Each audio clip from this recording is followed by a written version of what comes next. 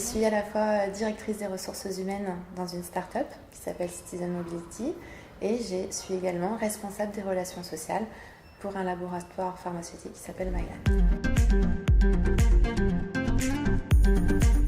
J'ai commencé dans le recrutement et puis très vite je me suis généralisée en ressources humaines. Après je suis allée vers le développement RH, puis je me suis généralisée, donc je suis généraliste RH.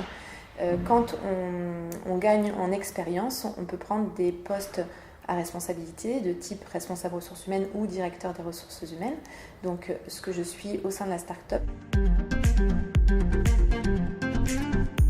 J'arrive très bien à concilier les deux, notamment grâce aux outils, aux nouvelles technologies, puisque aujourd'hui on peut travailler de plus en plus facilement en mode nomade.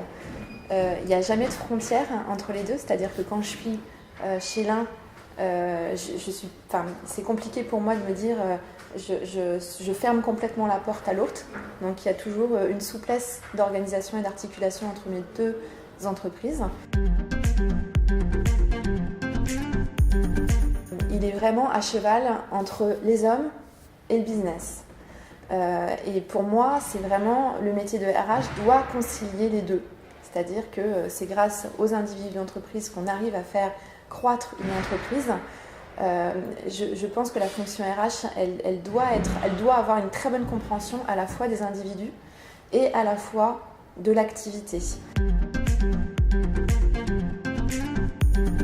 Il faut savoir, à mon sens, en tant que RH, identifier les qualités chez autrui. Les identifier pour les développer, s'appuyer dessus, les mettre en exergue et les positionner correctement dans l'entreprise pour qu'il apporte le plus de valeur ajoutée. Et donc c'est toujours un équilibre entre l'individu, l'entreprise et il faut avoir cette capacité à la fois à chercher des solutions pour l'individu sans oublier l'intérêt collectif, on va dire. On a déjà énormément évolué en l'amenant vers un métier plus de partenaire business.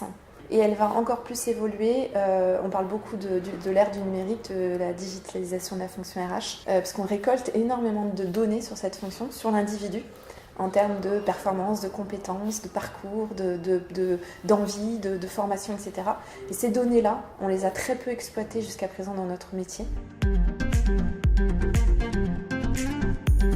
Il faut être hyper à l'écoute des métiers des autres, des problématiques des autres.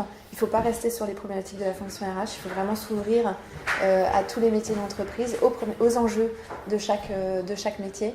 C'est une fonction qui a une valeur ajoutée très très forte, qui doit avoir un retour sur investissement et ce retour sur investissement, il doit pouvoir se mesurer. Donc les futurs managers RH et les futurs dirigeants RH, il faut être très attentif à notre retour sur investissement et objectiver à nos patrons le fait qu'on crée de la valeur et que toutes nos actions apportent une valeur et de la rentabilité et de la croissance pour l'entreprise.